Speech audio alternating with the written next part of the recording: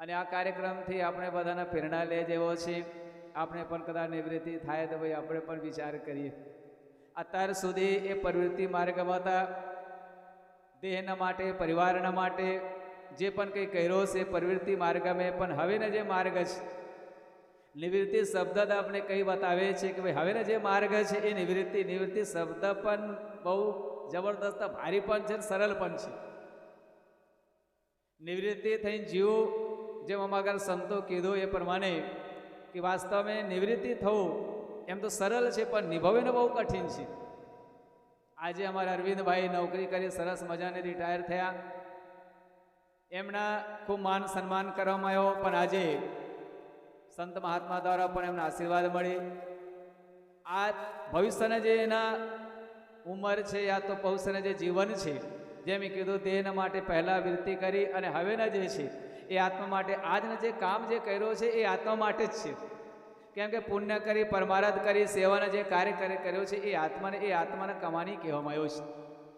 આવા બહુ ઓછા હોય છે જે ભાગ્યશાળી ચિંતન મનન જે શ્રદ્ધાએ ચિંતન કરતા હોય. આની આ બધા ચીજો ખબર હોય તો ભાઈ આજે અરવિંદભાઈને ખૂબ ખૂબ ધન્યવાદ આપીએ, શુભકામના આપીએ. એના જે ભવિષ્યનું જે જીવન છે ખૂબ સંતો દ્વારા સત્સંગ, ભજન, શ્રદ્ધાએ ચિંતન મનન દ્વારા વીતે એવો મંગલ કામના કરીએ છીએ. સદગુરુ કબીર સાહેબજીને સાખી છે, માર્ગ તો કઠિન હૈ વહાં કોઈ મત જાઓ, અવ ગયે તે બહોરણી કુશલ કાહે કો આવો. સાહેબ કહે છે માર્ગ સંસાર કંદન બે માર્ગ છે, જેને આપણે સારા માર્ગ કહી શકાય, ખરાબ માર્ગ કહી શકાય.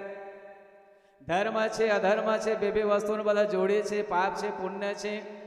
સંસાર કંદન મેં સ્ત્રી અને પુરુષ બે જાતિ છે.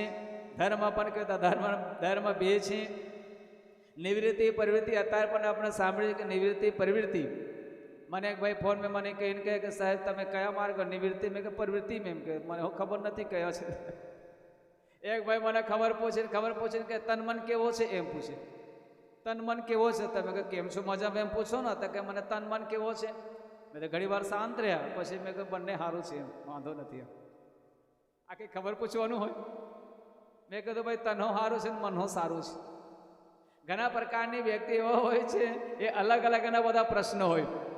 સુકરાત થઈ ગઈ ઇતિહાસ અંદર મેં એના કોઈ પ્રશ્ન પૂછ્યો કે પરમાત્મા ઈશ્વર નિરાકાર હૈ કે સાકાર હૈ? ત્યારે પછી સુકરાત કહે છે એ નિરાકાર સાકાર નહીં, તારા પ્રશ્ન બેકાર છે. તારે શું લેવા દેવા સાકાર હોય કે નિરાકાર હોય? તારે જો કર્મન કર ને, તારે જે જીવન તો જીવ. હવે સાકાર કહે તો તમને શું ફાયદા? નિરાકાર હોય તો તમને શું ફાયદા? તમારે મહેનત કરવા વગર તમે રોટી નથી મળવાની. જે પણ કર્મ તમારે કરવું જ પડે. પેલા પ્રશ્ન કરનાર ચૂપા થઈ ગયા.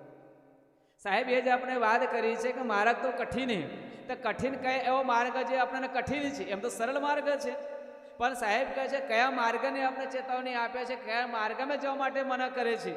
સાહેબ કહે છે વિષયનો માર્ગ જે છે, માનંદી જે માર્ગ છે, કુકરનો જે માર્ગ છે, એ માર્ગ કઠિન, વહાં કોઈ મત જાઓ. સાહેબ કહે છે વહાં કોઈ મત જાને કે નહીં. અમે ઘણી વખત જ્યારે કહીએ છીએ કોઈ પણ કાર્ય કરવા સરળ, બીડી પીવા સરળ છે, પણ છોડવાનું નિવૃત્તિ થવું કઠિન છે ને. આપણે ઇતિહાસ સંદર્ભે દાખલા છે. જ્યારે અભિમન્યુના 7 દરવાજાને જ્ઞાન હતા, 7 દરવાજા લડી અંદર ગયા, પણ એનાથી બહાર નીકળવાનું જ્ઞાન નહોતા. આપણી પણ આ દશા છે.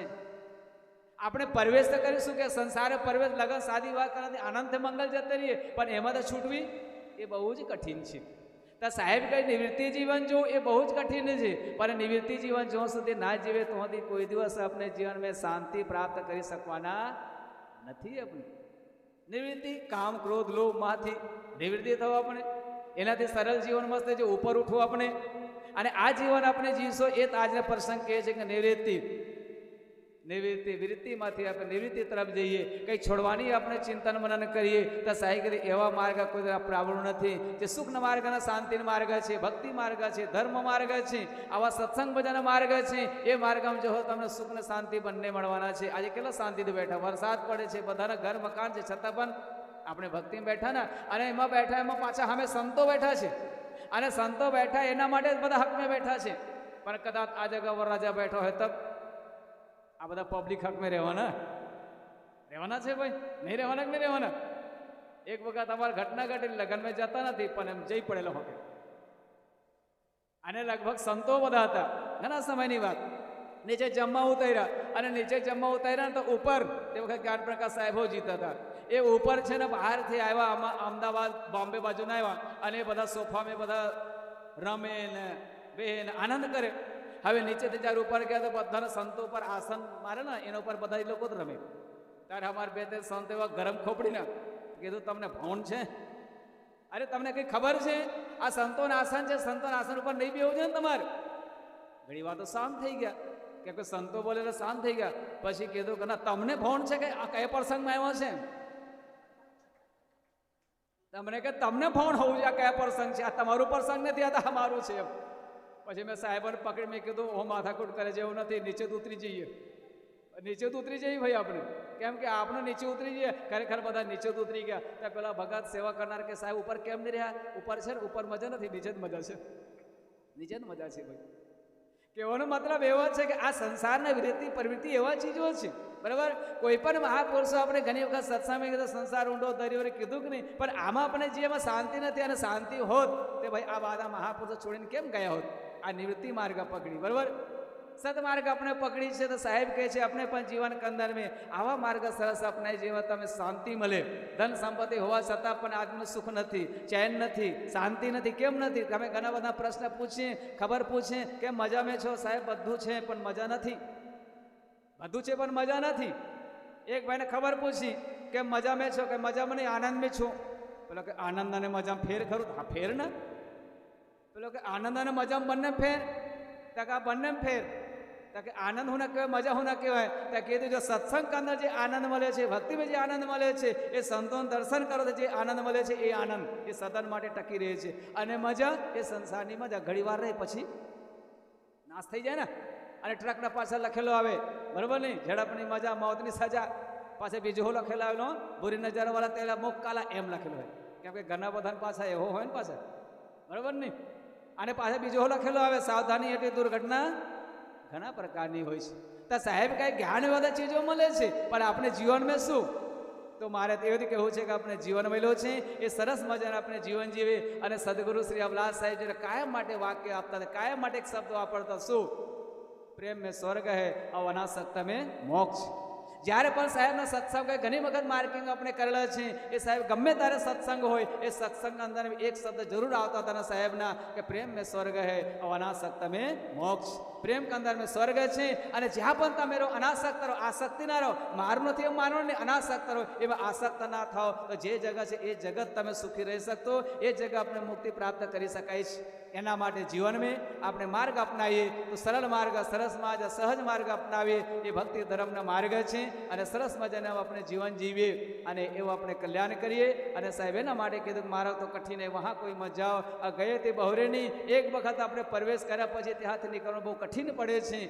પણ સાહેબ કે બહુરે નહીં કુશલ કાય આપણે કુશલ આવી શકતા નથી. ઘણું બધું બગડી ગયેલું હોય, સમય બગડી જાય, ધન બગડી જાય, બરાબર, જીવન બરબાદ થઈ જાય. તારે આદમી હોશમાં આવે, અને હોશમાં આવે તારે જોશ નથી હોતા, અને જોશમાં હોય તો હોશ નથી હોતા, બરાબર નહીં? હોશ ને 60-70 વર્ષ પછી હોશ આવે કે હવે કંઈક કરે જેવો છે. હવે કરે જેવો છે તે ટાઈમમાં આપણે શક્તિ નથી, તાકાત નથી, બરાબર, બલ નથી, આપણે વિચારો સારા નથી. મેં તો ઘણી વખત કીધું ને 60-70 ઉંમર થાય ત્યારે આપણે તમે માલા પકડો અને રામ રામ તમે કહો તો શું આવે? આમ આમ આવે. દાંત ના હોય ને, રામ રામ કહે તો આમ આમ થાય. પછી આમ લાવે કોણ? ભાષા બદલાઈ જાય, બોલી બદલાઈ જાય, જીવન બદલાઈ જાય. માટે જીવન કંદરવે સરસ મજાને આપણે જીવન જીવે, સંતો સાથે આપણે રાખીએ અને રાખીને આપણે જીવન જીવીશું તો જીવન શાંતિ મળશે. વિશેષ ના કહીને આજે અરવિંદભાઈના ખૂબ ખૂબ ધન્યવાદ બધાઈ આપીએ. આજે એમના વય નિવૃત્તિ નિમિત્તે સુંદર સરસ મજાની કાર્યક્રમનું આયોજન કરી મોટી સંખ્યામાં સંતો ભક્તો હાજરી આપી. અને પાછળના જે સમય છે ને જીવન છે ખૂબ ભક્તિમય અને સરસ મજાના એવા સત્સંગ સ્વાધ્યાય ચિંતન મંદ વીતે એ શુભકામના મંગલ કામના.